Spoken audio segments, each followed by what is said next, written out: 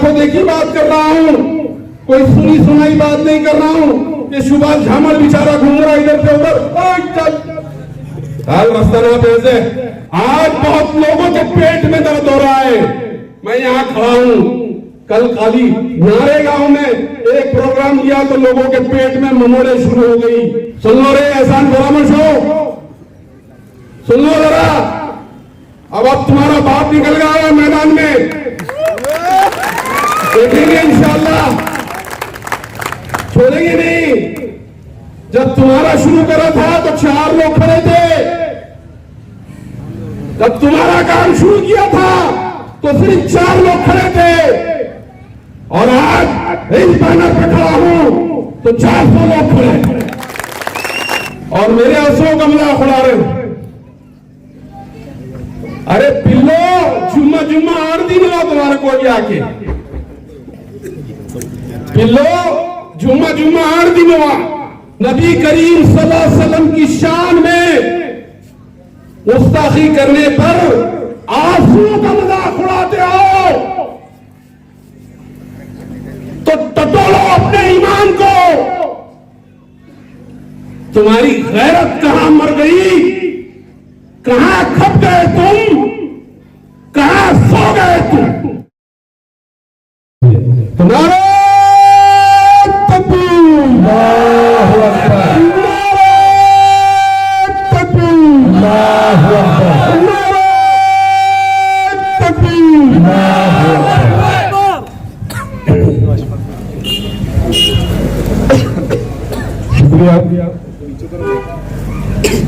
यहाँ स्टेज पे बैठे हुए वंचित बहुजन अघाड़ी के प्रवक्ता महाराष्ट्र के सौरभ खान साहब,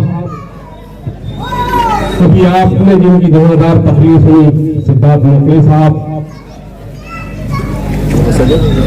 कारपोरेशन में मेरे साथी कारपोरेटर सुनील दबाड़े साहब, बहुजन अघाड़ी के यहाँ तमाम जिम्मेदारान और मुस्लिम इत्तेहाद फरन के मेरे वो तमाम साथी, और इस तरह साथियों, ये जो मिसरवाड़ी है यहाँ से बहुत दिली लगाव मेरा रहा, और उसकी वजह ये रही है कि जब यहाँ पर मजलिस इत्तेहाद मुस्लिमीन में काम शुरू किया गया था तो ये वो पहली बस्ती है, या ये जहां आज हम बैठे ये वो पहली जगह है जहां पर जो है पहली यूनिट औरंगाबाद शहर में मुस्लिम इत्तेहाद फ्रंट की बनाई गई। और कलीम साहब को यहाँ पर हमने, शेख कलीम को यहाँ वार्ड सदर बनाया। तो ये यहाँ दिली लगाओ, मैं यही कोशिश कर रहा था कि जहां मैं पहली मरतबा आया था अल्हम्दुलिल्लाह बहुत ही जबरदस्त इस्तकबाल हुआ था, और आज भी देख रहा हूं कि मैं वंचित बहुजन अघाड़ी और मुस्लिम इत्तेहाद फ्रंट के बैनर तले आया हूं, और यहाँ पर मेरे को जो है अल्लाह के करम से बहुत सपोर्ट मिला। मैं जब यहाँ 3-4 दिन पहले आया था तो तमाम उलमा इकराम से, यहाँ पर नए मसाजिद के जिम्मेदारों से मेरी मुलाकात हुई थी, और उन्होंने भरपूर सपोर्ट करने के तो जो 2 मुद्दे जिसको लेकर हम यहाँ पर वंचित बहुजन अघाड़ी और मुस्लिम इत्तेहाद फ्रंट के लोग पूरे शहर में जो है घूम रहे हैं, वो 2 मुद्दे हैं। एक जो है मुसलमानों को 5% रिजर्वेशन का मामला है, और एक वो जो हमारे ईमान से जुड़ा है। अगर उसमें जर्रा बराबर भी कमी रही तो हमारा ईमान खारिज हो जाता, हम जो है इस्लाम से खारिज हो जाते, हमको मुसलमान कहने का कोई जो है हक नहीं रहता। वो है नबी करीम सल्लल्लाहु अलैहि वसल्लम की शान में गुस्ताखी करना। ये 2 मुद्दे हम आए दिन देख रहे हैं। सरकार ने बहुत ताकत से इस बात को कहा कि हम आए दिन देख रहे हैं कि कोई भी ऐरा गैरा लुत्फखारा उठ रहा है और अल्लाह के रसूल की शान में गुस्ताखी कर रहा है। हम बड़े एहसानमंद हैं उस शख्स के, हम शुक्र अदा करते हैं उसका, हम ममनून है उसके कि जिसने महाराष्ट्र के असेंबली के अंदर ऐसा बिल पेश किया, और वो बिल ये है कि आए दिन अगर कोई नबी करीम सल्लल्लाहु अलैहि वसल्लम की शान में गुस्ताखी कर देता है और 2 घंटे के बाद वो पुलिस स्टेशन से बरी हो जाता है, उस शख्स ने ये कोशिश की कि वो जो शख्स नबी करीम सल्लल्लाहु अलैहि वसल्लम की शान में गुस्ताखी करता है, उसको बेल न मिली जाए तो कम से कम 3 साल और ज्यादा से ज्यादा 7 साल की सजा उसको। अब क्या हिंदुस्तान के अंदर कोई मुसलमान लीडर है ऐसा? किसी के अकल के अंदर ये बात आई कि पार्लियामेंट के अंदर बहुत मुसलमान लीडरान है, महाराष्ट्र की असेंबली के अंदर भी 8-10 मुसलमान एमएलए है, लेकिन अल्लाह ताला ने किसी को तौफीक नहीं दी, या फिर उनको अल्लाह की रसूल की मोहब्बत उनके अंदर नहीं बिठाई, और अगर किसी को हिदायत दी तो प्रकाश अंबेडकर को हिदायत दी। तो वो बिल कहते हैं ना, अक्सर मौलाना लोगों से सुनते हैं कि मुसलमानों अगर तुम न जागे तो अल्लाह तुम्हारा मोहताज नहीं है, अगर तुम न जागे तो अल्लाह तुम्हारा मोहताज नहीं है। अल्लाह ऐसे लोगों को खड़े कर देता है कि जिसका तुम गुमान भी नहीं करते थे और वो काम तुम कर देते। मिसालें दूं तारीख की, टाइम का में भरपूर तारीख की मिसालें मौजूद है। यहां मुगलों ने 800 साल हुकूमत की। कौन थे ये इस्लाम बनाने वाले लोग थे क्या? ये तातारिया कहां से आए थे यहां पर? ये क्या इस्लाम को मानने वाले लोग थे क्या? लेकिन जब काम लेने आए अल्लाह ताला को किसी से, तो फिर काम ले लेता है और फिर उसके साथ भाग दौड़ कर देता है। अजीज तरीन साथियों, ये जो बिल, ये मुसलमानों के ऊपर प्रकाश अंबेडकर का एहसान है।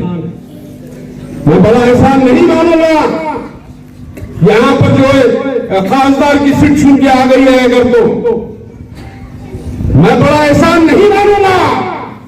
एहसान अगर कोई है मुसलमानों तुम्हारे ऊपर, तो वो बिल है जो नबी करीम सल्लल्लाहु अलैहि वसल्लम की शान में गुस्ताखी करते हो और उसके बाद उसको सजा मुतय्यन करने के लिए कोई फैसले नहीं करते। ये बड़ा एहसान है मुसलमानों के ऊपर, और इस एहसान को छुपाने का टाइम आया तो अपने ईमान को झुटोड़ लेना, अपने ईमान को झुटोड़ लेना और उस एहसान का बदला किस तरीके से तुम चुकाते हो वो देख लेना। आज बहुत लोगों के पेट में दर्द हो रहा है। मैं यहां खड़ा हूं, कल खाली नारेगांव में एक प्रोग्राम किया तो लोगों के पेट में ममोरे शुरू हो गई। अरे ईमान वालों, कहां मर गए थे तुम जब नबी करीम सल्लल्लाहु अलैहि वसल्लम की गुस्ताखी हो रही थी, और जब तुमको हम लोग अफगानी नुमाइंदा बनाकर भेजा था? कौन सी गुफा में घुस गए थे? क्यों वो बिल पेश नहीं किए तुमने? कहां गए थे? किससे मीटिंगें चालू थी? मैं रुक जा रहा हूं, बार बार मुझे बोलने के लिए बहुत कुछ है। किससे मीटिंगें चालू था?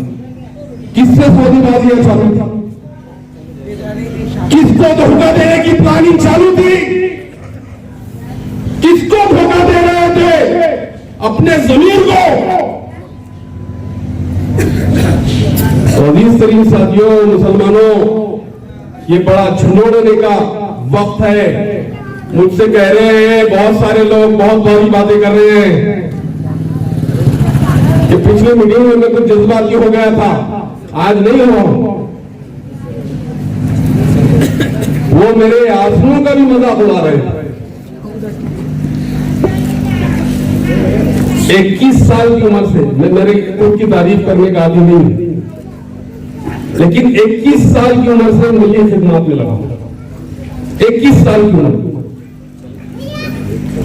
और अगर नबी करीम सल्लल्लाहु अलैहि वसल्लम की शान में गुस्ताखी होती है और मैं अगर घर में बैठा हूं तो मेरे मुसलमान होने के ऊपर लानत है। और अगर नबी करीम सल्लल्लाहु अलैहि वसल्लम की शान में गुस्ताखी होती है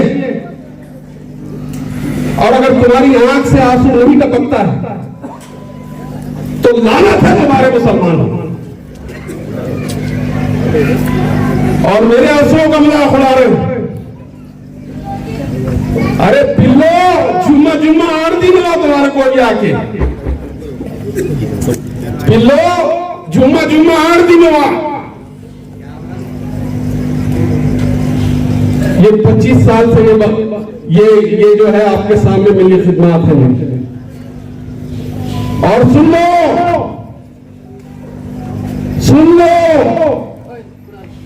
तुम अगर नबी करीम सल्लल्लाहु अलैहि वसल्लम की शान में गुस्ताखी करने पर आंसुओं का मजाक उड़ाते हो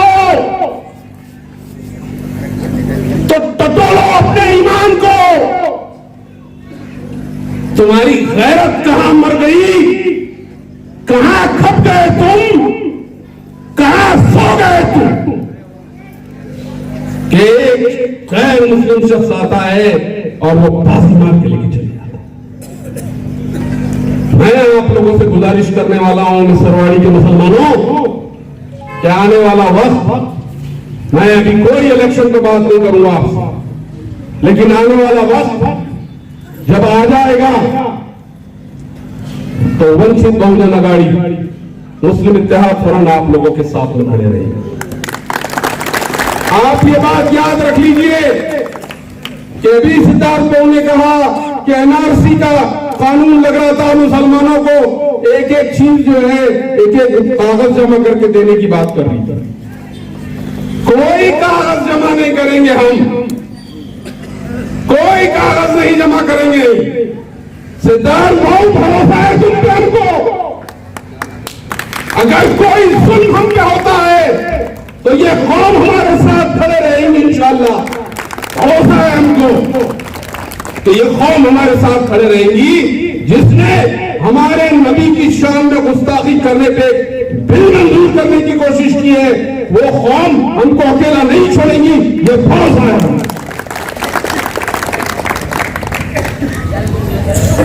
दूसरा जो मसला था वो जो है 5% रिजर्वेशन मुसलमानों को मिलना चाहिए। कांग्रेस एनसीपी की सरकारें थी, पिछली 5 साल पहले सरकार जो थी वो सरकार जो है बीजेपी की सरकार थी। तो हमको समझ में आता है कि बीजेपी तो खैर मुसलमानों की दुश्मन पार्टी है, दलितों की भी दुश्मन पार्टी है। लेकिन पिछले 10 साल कांग्रेस एनसीपी की हुकूमत थी, जब भी 25 साल 30 साल से तो हम मुसलमान चीख रहे हैं कि उनको रिजर्वेशन दीजिए। वो 10 सालों में हुआ कि हमको कोर्ट के अंदर गया मामला, कोर्ट ने कहा कि कम से कम तालीम में मुसलमानों को 5% रिजर्वेशन दी जाए। तो हमको 5% रिजर्वेशन से भी महरूम कर दिया गया। कोई गम नहीं है, कोई पछतावा नहीं। मुसलमानों के पास इतना हुनर है कि वो खुद अपना जो है गड़ा खोदेंगे भी, पानी निकालेंगे भी और पानी पीएंगे भी, जिससे कोई इनकार नहीं किया जा सकता, उससे इनकार नहीं किया जा सकता। हाँ, लेकिन नबी करीम सल्लल्लाहु अलैहि वसल्लम की शान में गुस्ताखी को बर्दाश्त नहीं किया है, ये बात भी साफ तौर से कहा। तो 10 साल में भी उन्होंने हमको रिजर्वेशन नहीं दिया। अब 5 साल वो चले गए, अब बहुत मगरमच्छ के आंसू निकल रहे हैं कि 5% रिजर्वेशन मुसलमानों को दिया है। अभी कारपोरेशन के इलेक्शन करीब है इंशाअल्लाह। अभी कांग्रेस एनसीपी के बहुत सारे जो है ना लोग आएंगे। अगर ईमानी कैफियत अपने अपने को टटोलना है तो उन कांग्रेस एनसीपी के लीडरों को ये महलों में घुसने नहीं देना, घुसने नहीं देना। तुम्हारे वादे कहां गए पूछना उनसे। जैसा वंचित बहुजन अघाड़ी का मिसाल दो आपको, पिछले पार्लियामेंट के इलेक्शन में कोई दूसरा लीडर उनके महलों के अंदर जा नहीं सकता था। कोई दूसरा लीडर उनके महलों में घुस नहीं सकता था। मैं आंखों देखी बात कर रहा हूं, कोई सुनी सुनाई बात नहीं कर रहा हूं कि सुभाष झामर बेचारा घूम रहा इधर से उधर, रास्ता ना पैसे। ये कैफियत थी क्या नहीं? ये कैफियत थी। कोई दूसरा टेबल उनके महलों के अंदर लगा नहीं। का टेबल उनके महलों में नहीं लगा था। अभी हमारे कृष्णा बहू ने कहा कि मुसलमानों के मुनीम लोगों ने भी कहा कि मुसलमानों के एरिया के अंदर कम से कम कांग्रेस का टेबल तो लगा, लेकिन दलितों के पास कांग्रेस का, न एनसीपी का, न शिवसेना का, न बीजेपी का अगर कोई टेबल था तो वो टेबल था बहुजन वंचित आघाड़ी और मजलिस इत्तेहादुल मुस्लिमीन का टेबल था। और वो पूरी ताकत से इस बात को मान रहे थे कि हम अब अगर वोट देंगे तो बाबा साहब के कहने पे वोट देंगे। और उनकी एक आवाज पर पतन को पड़ा क्या नहीं पड़ा, बोलिए एक आवाज। कोई टेबल नहीं लगा था। मैं चश्मदीद हूं इस बात का। और ये वीडियो बन रहा हुआ तो जाएगा, सुन लो रे एहसान परामर्श हो, सुन लो जरा। अब तुम्हारा बाप निकल गया मैदान में, देखेंगे इंशाअल्लाह, छोड़ेंगे नहीं। जब तुम्हारा शुरू करा था तो 4 लोग खड़े थे, जब तुम्हारा काम शुरू किया था तो सिर्फ 4 लोग खड़े थे। और आज इस बैनर पर खड़ा हूं तो 400 लोग खड़े हैं।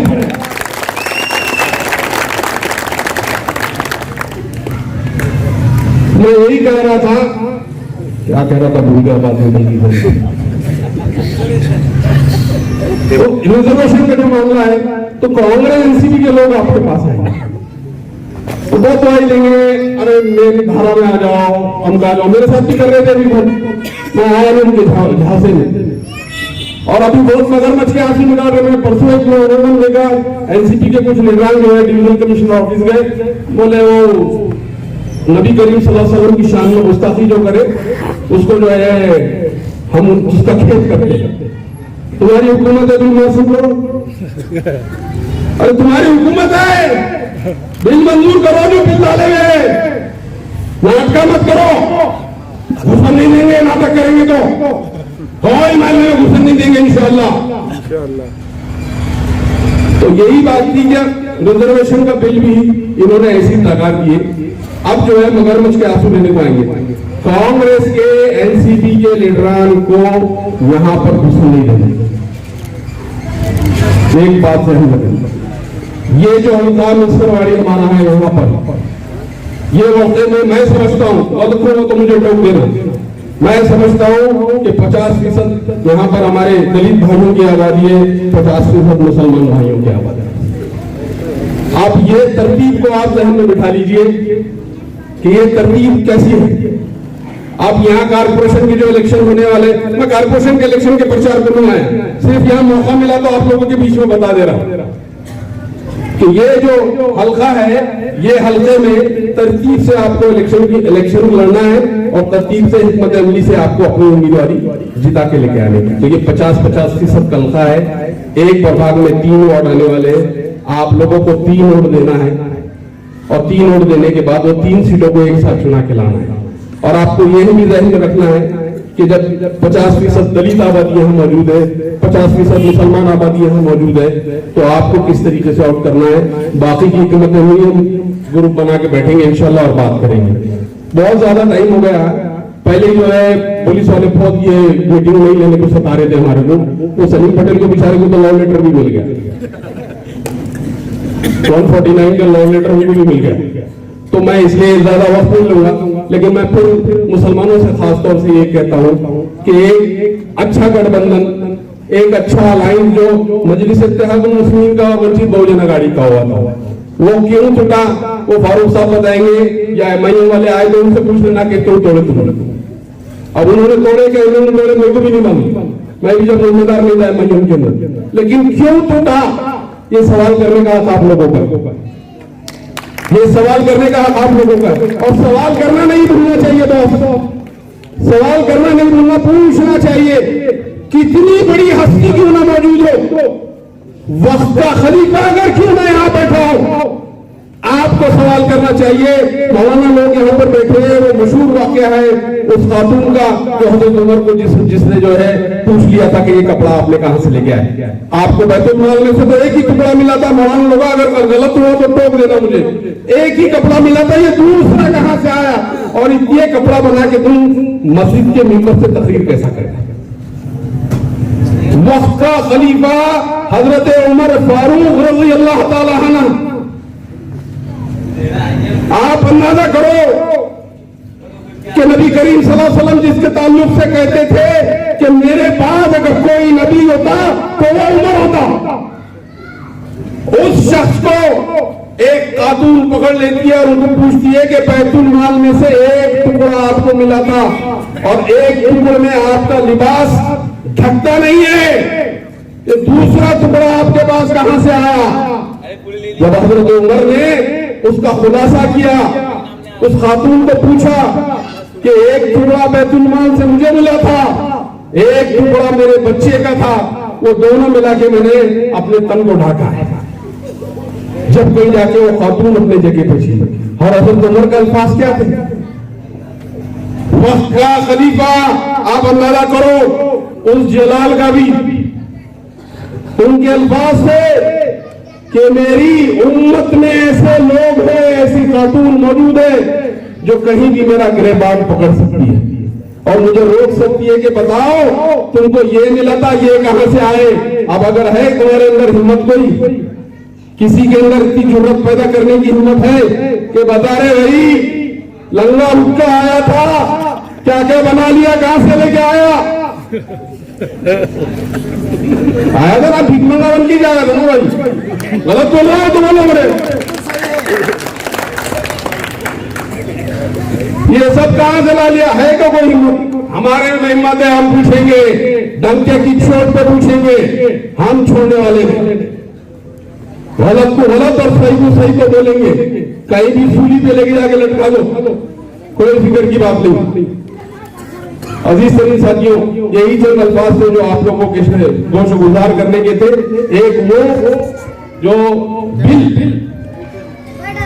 ये सारी अब ये कोविड के मामले से जो है हमारी थोड़ी सी मुहिम में दिक्कतें आ रही हैं, तो अभी हम बैठ के सोचेंगे, फारूक साहब के साथ बैठ के सोचेंगे, यहाँ वंचित बहुजन अघाड़ी के जिम्मेदारान हैं उनके साथ बैठ के सोचेंगे कि आगे ये मुहिम को कैसा लेके जाए। ये मुहिम दो बातों पे मुश्तमिल है और वो दो बातें हैं।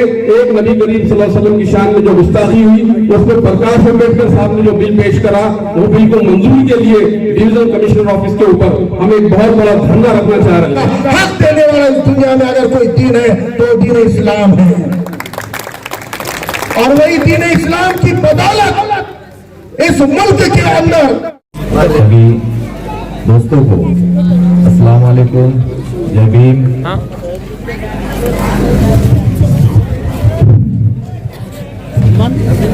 जो इतने बड़े पैमाने पे जलसा रखा गया, इस जलसे के पीछे बहुत ही बड़ा अहम मकसद है, जिसके लिए आप सबसे मिलने के लिए वंचित बहुजन अघाड़ी के और मुस्लिम इत्तेहाद फ्रंट के जो पदाधिकारी यहाँ पर आए हैं। औरंगाबाद के अंदर एक ऐसी हस्ती है जिस हस्ती ने एक ऐसी पार्टी को यहाँ पर लाया था। उस पार्टी ने अपना मकसद पूरा करने के बाद उनको बाहर नहीं निकाला, बल्कि उनके साथ धोखा और गद्दारी की। ऐसे जनाब जावेद कुरैशी साहब के साथ अब हमारा गठन है और उनके फ्रंट के साथ हमारा गठन है। वंचित बहुजन अघाड़ी के अंदर मैं अफसर भाई, सलीम भाई और हमारे तमाम मुस्लिम साथी आज 3-4 साल से जो है तो वंचित बहुजन अघाड़ी के साथ काम कर रहे हैं। लोकसभा के अंदर हमारे ऊपर वंचित बहुजन अघाड़ी के हमारे सदर जनाब प्रकाश अम्बेडकर साहब ने औरंगाबाद के आवाम के ऊपर एक एहसान किया है, जिसका नाम है, उस एहसान का नाम है इम्तियाज जलील, और आवाम को दूसरी दिशा में लेकर गए और यूपी को तोड़ दिया। उसके बाद का नुकसान हमने देखे, विधानसभा में क्या हुआ, किसका फायदा हुआ। आज सत्ता में जो हम सबके बीच से अगर जो लोग जाते थे, आज वो हमारे काम करते थे, लेकिन उनको सत्ता से रोका गया। और उस रोकने के पीछे, इस पाप के पीछे सिर्फ एक इंसान का हाथ है, उस इंसान का नाम है इम्तियाज जलील। किसी को पता नहीं था इम्तियाज जलील साहब कौन है, कहां से आए, क्या है। दलित भाइयों ने, दलित बहनों ने, दलित माता भगिनियों ने और मुसलमान भाइयों ने, हमारी घर के बैठी हुई सभी मस्कुरात ने मिलकर जो है तो उनके लिए दुआएं की, उनके लिए नमाजें कबूल किए, उनके लिए रोजे रखे। दलित भाइयों ने अपना माल सरमाया जो कुछ जमा था वो सब उनके नाम कर दिया और उनको वहां पर पहुंचाने के काम किया। और वहां पहुंचने के बाद तुरंत साहब ने जो है तो इतना बड़ा कारनामा किया और बहुत बड़ा गुनाह, बहुत बड़ा पाप इन्होंने जो है तो यूपी तोड़ कर दी। हम लोगों को बाबा साहब में वो चीजें नजर आती है जिसकी वजह हम वंचित में काम करने की है। गुज़िश्ता साल एक फिजा चढ़ रही थी, पूरे हिंदुस्तान के अंदर जो है तो हाहाकार मच गया था, मुसलमानों के दिलों के ऊपर जो है तो एक दहशत आ गई थी और सभी मुसलमान भाई कागज जमा करने में लग गए थे। जो एनआरसी, एनपीआर और सीए के जरिए हमें डराया गया, हमारा आधार कार्ड नहीं चलेगा, हमारा पैन कार्ड नहीं चलेगा, हमारा राशन कार्ड नहीं चलेगा, हमारा रहवासी नहीं चलेगा, हमारा कुछ नहीं चलेगा। इनको अलग ही एक ऐसा कागज चाहिए था जो इनको बहुत पुराने राजा महाराजाओं के वक्त के कागज जो रहते हैं उस टाइप के इनको कागजात चाहिए थे। अब मुसलमान परेशान, बेहाल, घर में औरतें भी बातें कर रही, बच्चे भी बातें कर रहे, बुजुर्ग भी बातें कर रहे। अब हमने क्या दिखाना, क्या करना, कैसा करना, कोई पुरसाने हाल नहीं। उन्होंने संसद में वो बिल को पास कर लिया।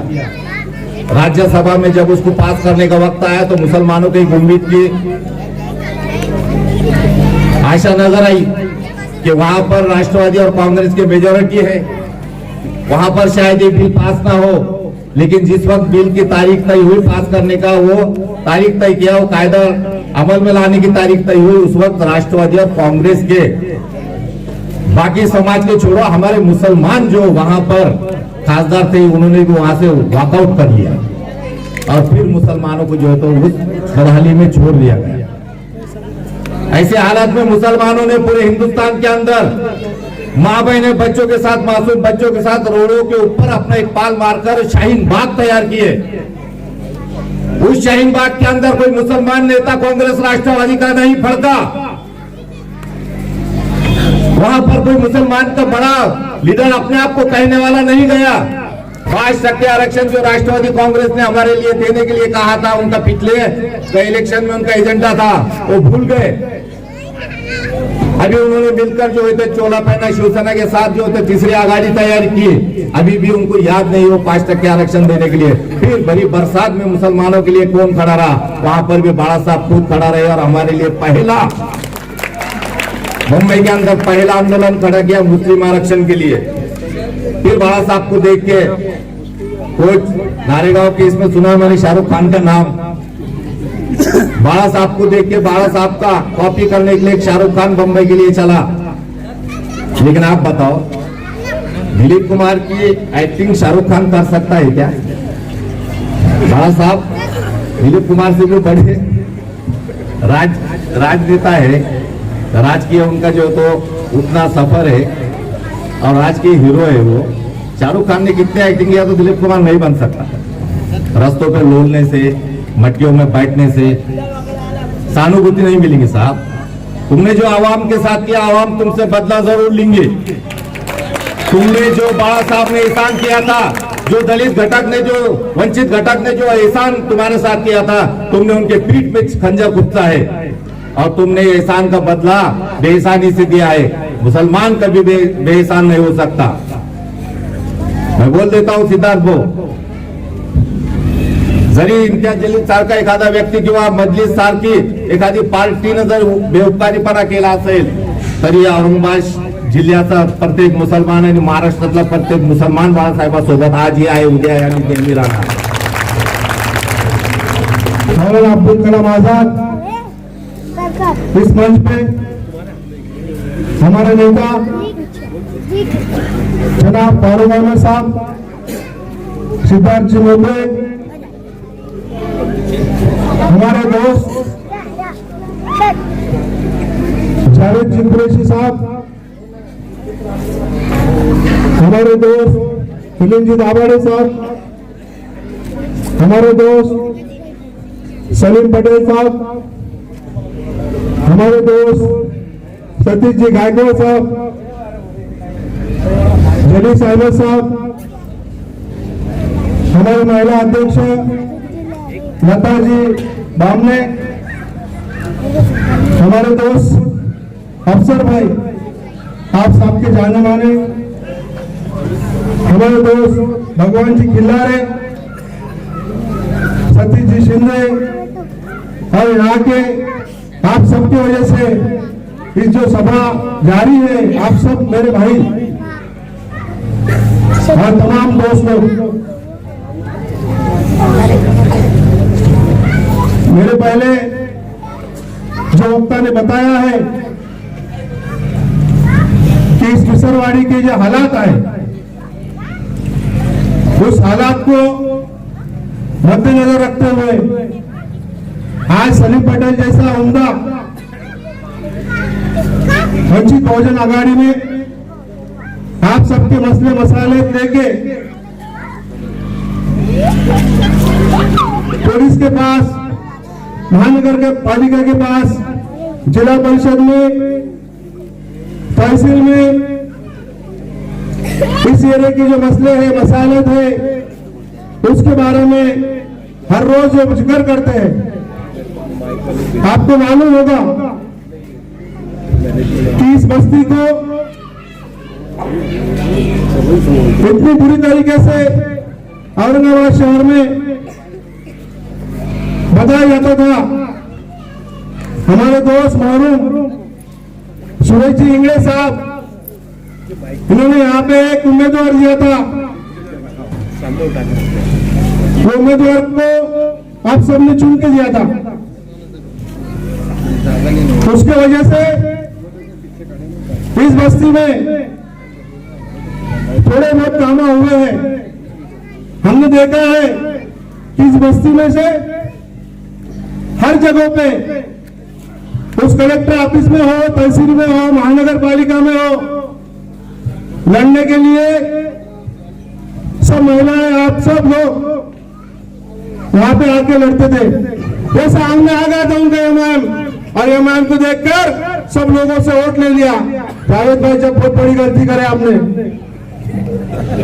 जावेद भाई को हमने समझाया था कि जावेद भाई आपको डिच्चू देने के तरीका का चालू है, लेकिन जावेद भाई के आगे में आ गया था।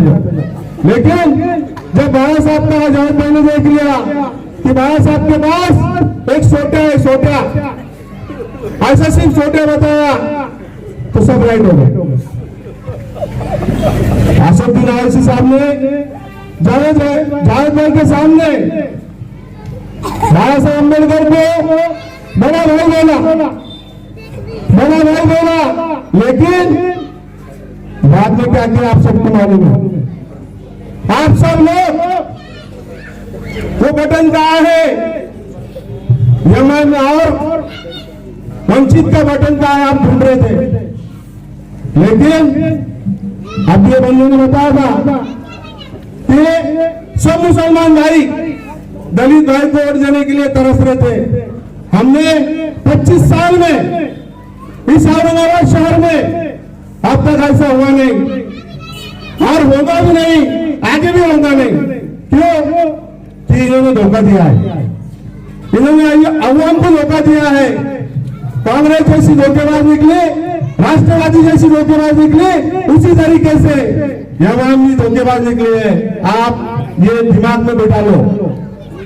हमने हर गली में, हर नुक्कड़ पे, हर घर में जाकर बताया कि हमें इम्तियाज जलील को वोट देना है। लेकिन इम्तियाज जलील ने क्या किया? इम्तियाज जलील ने हमसे गुस्ताखी की है, बाबा साहब अम्बेडकर से गुस्ताखी किया है, लेकिन सब मुसलमान भाई हमारे साथ है। सब मुसलमान भाई चुने हुए हैं कि हमको वोट देना है बाबा साहब अम्बेडकर को, हमको वोट देना है जमात को छोड़ के। इसलिए हमारे जावेद भाई हमारे साथ है, हमारे पास मुस्लिम फंड है। बाबा साहब अम्बेडकर ने बोला है कि अभी तक राष्ट्रवादी ने, अभी तक कांग्रेस ने इस मुसलमान लोगों को धोखा दिया है, लेकिन हम घटना चलाने वाले लोग हैं, हम घटना के तरीके से चलते हैं। अभी इस मुसलमान भाइयों को 5% आरक्षण देकर रहेंगे। सबने पहले आरक्षण का बिल बाबा साहब अम्बेडकर ने मोर्चे के द्वारा इस महाराष्ट्र सरकार को बताया है। हम जिस संविधान की वजह से यहाँ पर खुलेआम बैठे हैं, जिस संविधान की वजह से आज हमारे माता बहनें खुलेआम इस शहर में सुरक्षित है, जिस संविधान की वजह से हमारे बच्चे स्कूल में जाते हैं, और जिस संविधान की वजह से आज खुलेआम यहाँ मस्जिदों पे अजान होती है, उस संविधान के निर्माता डॉक्टर बाबा साहब अम्बेडकर और इस देश के पहले शिक्षण मंत्री मौलाना अब्दुल कलाम साहब यहाँ पर आपसे बहुत ही डिटेल में बात करने के लिए फारूक अहमद साहब आए हैं। हमारे नेता जावेद भाई यहाँ पर है, इसलिए मैं आपके और उनके बीच में ज्यादा देर नहीं बोलूंगा, सिर्फ 2 मिनट में मैं अपना कहना रखता हूँ। इस देश में जो दलितों के हालात है, जो पिछड़ों के हालात है, ओबीसी है, भटका विमुक्त है, उनके जो हालात है उससे हटकर कोई मुस्लिम लोगों के हालात नहीं है। अपने सबके हालात सरीके हैं और इस हालात से लड़ना है तो इस हालात के साथ अकेला मुस्लिम नहीं लड़ सकता, लड़ेगा लेकिन जीतेगा नहीं। दलित नहीं लड़ सकता, दलित भी लड़ेगा लेकिन जीतेगा नहीं। ओबीसी भी लड़ सकता है लेकिन जीतेगा नहीं। अगर अपने को जीतना है इस हालत से, इस देश के आरएसएस, बीजेपी, कांग्रेस, राष्ट्रवादी, शिवसेना को अगर जमींदोज करना है तो यहाँ के दलित मुस्लिमों को खास तौर के एक जगह आने की जरूरत है। और यही काम हमारे नेता वंचित बहुजन आघाड़ी के सुप्रीमो बाबा साहब अम्बेडकर पिछले 40 साल से कर रहे हैं। मैं आपको बताना चाहता हूं कि जब जब कोई मुस्लिम समस्या इस देश में सामने आती है तो बाबा साहब सबसे पहले नेता होते हैं जो उसके ऊपर अटैक करते हैं। मुस्लिम आरक्षण का आप देखिए, एनआरसी का आप देखिए, मोहम्मद पैगंबर साहब के बारे में बेहुदा कोई उठता है, चाराने का इंसान, और उनके ऊपर विडंबना होगा ऐसी बात करता है, तो उसके खिलाफ कानून बनाने के लिए अगर सबसे पहले किसी ने करा इस देश के अंदर तो बाबा साहब अम्बेडकर है। ये सभी विषय को लेके हमारे नेता फारूक अहमद सर आपको इस बारे में डिटेल आपके सामने रखने वाले हैं। वंचित बहुजन आघाड़ी ये कोई दलितों की पार्टी नहीं है, दलित मुस्लिम को लेके चलने वाली पार्टी है। आप दलित मुस्लिम जब एक जगह आता है तो लोकसभा में आपने देखा है उसका नतीजा क्या आता है। दलित मुस्लिम को एक जगह लाने के लिए, यमन और वंचित एक जगह लाने के लिए सबसे पहले अगर किसने की थी तो बाबा साहब अम्बेडकर ने की थी। और इसका नतीजा भी आपके सामने है। सारे महाराष्ट्र ने देखा, सारे देश ने देखा कि जब दलित मुस्लिम जब एक जगह आता है तो उसका नतीजा क्या होता है। एक भी बुद्धिस्ट आदमी, एक भी दलित आदमी घर में नहीं था जिस दिन वोटिंग थी। न हमने उनसे रिक्शा मांगी, न हमारे कोई कार्यकर्ताओं ने उनसे चाय पी। रिक्शा भी हमने लगाए, कार्यकर्ताओं ने चाय भी खुद की पिए, और एक एक इंसान को घर में से लाके हमने वोटिंग कराया। आप उस चुनाव का अगर डिटेल में अगर आप देखेंगे तो सुभाष झामड़ को जो वोटिंग गिरी उसमें जब 50 से 60% मुस्लिम वोटिंग है। कुछ कांग्रेस के मुस्लिम बाजू सरक गए थे वोटिंग के प्रभाव में से, लेकिन एक भी दलित इम्तियाज जलील के सिवा उसने वोट नहीं किया। मैं यहाँ से दावे से आपसे कह सकता हूँ, अगर आपने से कोई भी उठ के अगर ये कहेगा कि मुस्लिम भी नहीं फूटे थे तो मैं मुस्लिम कांग्रेस के मुस्लिमों की यादी पढ़ सकता हूँ। यहाँ जो कांग्रेस का काम कर रहे थे, सुभाष झामड़ का काम कर रहे थे, कई हमारे नगर सेवक साथी है मुस्लिम, वो हमें आकर बोल रहे थे ये जमने वाला नहीं है, इम्तियाज जलील चुन के नहीं आता। वो आपका वोट बर्बाद कर रहे हो। दलित लोग गलत डिसीजन लिए, लेकिन हमने उनको बताया इम्तियाज जलील हमारे लिए कोई मायने नहीं रखता, हमको बाला साहब अम्बेडकर के आदेश है, बाला साहब अम्बेडकर के जो आदेश है उसका हम पालन करेंगे।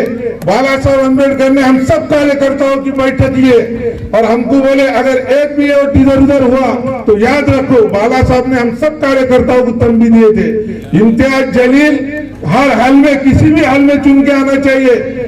यहाँ इम्तियाज जलील नहीं खड़ा, मैं खड़ा हूँ। हमने यही सोच के उनको वोट दिया कि इम्तियाज जलील को हम वोट नहीं डाले, प्रकाश अम्बेडकर को वोट डाले।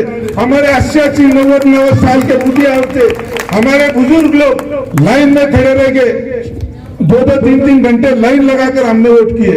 लेकिन उसके बाद में क्या हुआ, युवती नहीं रही हो, क्यों नहीं रही, इसके बारे में हमारे नेता जो फारूक अहमद साहब आपको डिटेल बताएंगे। और हमारे कृष्णा भाई ने आगे समस्या पे बोले हैं, जावेद भाई भी बोलेंगे। आप सबने मुझे यहाँ बुलाया, हमारे नेताओं को बुलाया, हमारा यहाँ सम्मान किया, इसलिए मैं सभी भाई लोगों का यहाँ पर दिल से आभार व्यक्त करता हूँ। दोस्तों, वेळ खूप झालेला आहे, महत्वाचे 2 तोफा अजून धडाडायला सुरुवात व्हायची आहे, त्यामुळे मी सुद्धा मिलिंद भाऊने कृष्णा भाऊने जसं थोडक्यात या ठिकाणी मत व्यक्त केलं तसं थोड्या वेळात बोलणार आहे आणि थांबणार आहे। काल आमची मागच्या आठवड्यात नारेगाव मध्ये सभा झाली, या मुद्द्यावरची ती पहिली सभा होती। काय मुद्दा आहे, या सभा कशाच्या सुरू झालेल्या आहेत, इलेक्शन अजून जाहीर झालेलं नाहीये, मग वंचित बहुजन आघाडी आणि मुस्लिम इत्तेहाद फ्रंट मिळून या सभा कशाचा घेत आहे, तर या सभा घेत आहे मुस्लिम समाजाच्या प्रश्नावरती। मुस्लिम समाजाला जे 5% शैक्षणिक आरक्षण उच्च न्यायालयाने दिले, सर्वोच्च न्यायालयाने दिलं, मात्र या महाविकास आघाडी सरकारने अद्याप लागू नाही केलं, त्या संदर्भात या सभा होत आहे। मिलिंद भाऊंनी जो उल्लेख केला की पैगंबर साहेबांच्या नावाने सोशल मीडियावरती वाईट साईट लिहिल्या जातं, विकृती फैलावल्या जाते आणि समाजाला भावनिक करून रस्त्यावर उतरवून दंगल सदृश परिस्थिती निर्माण केली जाते। पुन्हा एकदा मुस्लिम समाजाच्या तरुणांवरती केसेस टाकल्या जातात, मात्र गुन्हेगार हा मोकळा राहतो। ज्याने गुन्हा केला तो कधी पकडला जात नाही, पकडला गेला तर 2 दिवसाच्या वर तो आत राहत नाही, 2 दिवसाच्या आत तो बाहेर येतो, त्याला कुठलीही शिक्षा होत नाही, पुन्हा एकदा तो असे घाणेरडे ग्राफिक करतो आणि सोशल मीडियावर टाकतो। मग भारताचं संविधान, भारताचा कायदा काय सांगतो अशा लोकांबद्दल, तर या लोकांवरती अशा पद्धतीच्या गुन्ह्यांच्या संदर्भात, सोशल मीडियाच्या संदर्भात आपल्याकडे असलेले कायदे हे अपुरे आहेत। सोशल मीडिया हा आता नवीन आलेला प्रकार आहे, त्याच्या संदर्भात तयार झालेले कायदे नवीन आहेत, त्यामुळे अशा लोकांना जर का पायबंद घालायचा असेल, अशा लोकांना जर शिक्षा द्यायची असेल, अशा लोकांना जर का जरब बसवायची असेल आणि यांना जेलमध्ये सरवायचं असेल, तर त्यासाठीचा मोहम्मद पैगंबर बिल नावाने एक कायदा बाळासाहेब आंबेडकरांनी तयार केला आणि आमदार कपिल पाटलांच्या माध्यमातून तो विधान भवनामध्ये मांडलेला। आमची मागणी आहे, ज्यांनी वर्षानुवर्ष दलित मुस्लिम आदिवासींचे मतं घेतले, त्यांच्या मतावर राजकारण केलं, सत्तेत बसले आणि आम्हाला दंगली करण्यासाठी, आमच्या महापुरुषांच्या विटंबना करण्यासाठी गुन्हेगारांना मोकळं रान करून दिलं, त्यांना आमचं आव्हान आहे, जे बिल तुमच्या सदनामध्ये आलेले, जे बिल तुमच्या सदनामध्ये टेबल झालेले, तो कायदा तातडीनं पास झाला पाहिजे, याच्यासाठी आजची ही सभा आहे। यानंतर मोहम्मद पैगंबर साहेबांचा असेल किंवा कुठल्याही समाजाच्या महापुरुषाचा असेल, अवमान हा वंचित बहुजन आघाडीचा कार्यकर्ता खपवून घेणार नाही। जो कोणी अपमान करेल, जो कोणी या पद्धतीचा बेईमानी करेल, या पद्धतीची दंगल सदृश परिस्थिती निर्माण करण्याचा प्रयत्न करेल, त्याला शिक्षा करणारा तो कायदा आहे। तो कायदा बाळासाहेबांनी दिला, का दिला, कारण सध्याच्या कायद्यामध्ये जी प्रावधान आहे ते पोलीस स्टेशनला तुम्हाला जामीन मिळते, एकतर पकडतच नाही, पकडला तर त्याला ताबडतोब जामीन देऊन घरी सोडला जातं।